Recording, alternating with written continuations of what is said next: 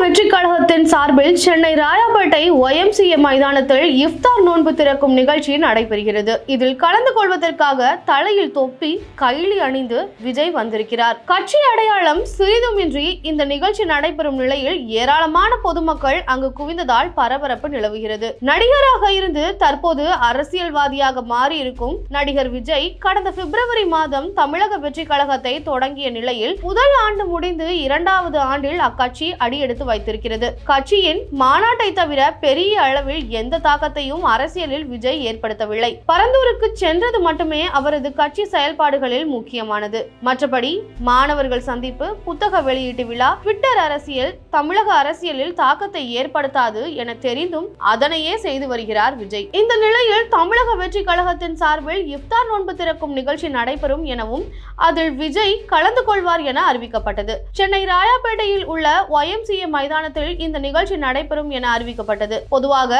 தமிழகத்தை பொறுத்தவரை அதிமுக, திமுக, காங்கிரஸ் என எந்த கட்சியாக இருந்தாலும் இஃப்தார் நோன்பு திறக்கும் நிகழ்ச்சி நடத்தப்படுவது வழக்கம்தான். அந்த வகையில் தமிழக வெற்றி கழகம் தொடங்கி 2ஆம் ஆண்டு தொடங்கி இருக்கும் நிலையில் தமிழகம் முழுவதும் விஜய் சுற்றுப்பயணம் மேற்கொள்ள இருக்கிறார். அதற்கு முன்னதாக ரமலான் மாதத்தை முன்னிட்டு அக்கட்சி சார்பில் சென்னை ராயப்பேட்டையில் உள்ள YMCA மைதானத்தில் நோன்பு திறக்கும் நிகழ்ச்சிக்கு ஏற்பாடு செய்யப்பட்டது. சென்னை மற்றும் அதனை சுற்றியுள்ள பகுதிகளில் இருந்து 15க்கும் மேற்பட்ட ஜமாத் நிர்வாகிகள், தமிழக அரசின் தலைமை காட்சி உள்ளிட்டோர் கலந்து கொள்வார்கள் என அறிவிக்கப்பட்டது. இஃப்தார் நோன்பு திறக்கும் நிகழ்ச்சிக்காக 2000 பேருக்கு mutton biryani, chicken 65, veg samosa, நோன்பு கஞ்சி, உலர் பழங்கள் ஆகியவை தயார் செய்யப்பட்டு தயாராக இருந்தது.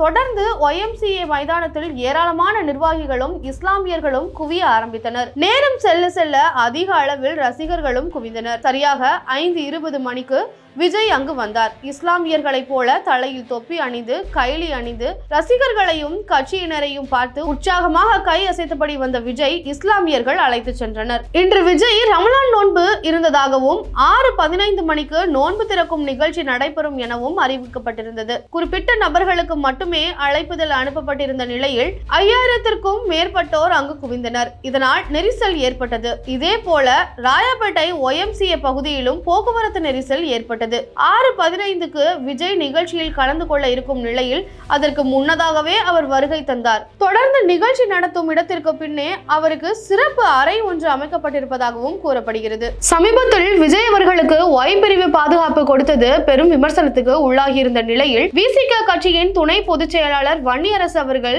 பிரபல தொலைக்காட்சிக்கு அளித்த பேட்டியில் விஜய் அவர்கள் Y பிரிவு பாதுகாப்பு கேட்டதற்கு காரணம் இஸ்லாமியர்களின் அச்சுறுத்தல் தான் காரணம் என்று பதிவு செய்திருந்தார். இதற்கு பதிலடி கொடுக்கும் வகையில் இஸ்லாமியர்கள் அச்சுறுத்தல் என காரணம் காட்டி எங்கள் தமிழக வெற்றி கழக தலைவர் பாதுகாப்பு பெற்றதாக எவ்வளவு அறமற்ற அப்பட்டமான ஒரு பொய்யினை தொலைக்காட்சி ஊடக விவாதம் ஒன்றில் பேசியிருக்கும் சகோதரர் திரு வன்னியரசு அவர்களுக்கு தமிழக வெற்றி கழகம் சார்பில் கடுமையான கண்டனத்தை தெரிவித்துக் கொள்கிறேன். எங்கள் கழகத்தின் மாநில கொள்கை பரப்பு இணை செயலாளராக இஸ்லாமிய சமூகத்தைச் சேர்ந்த என்னை நியமனம் செய்தவர் எங்கள் தலைவர்.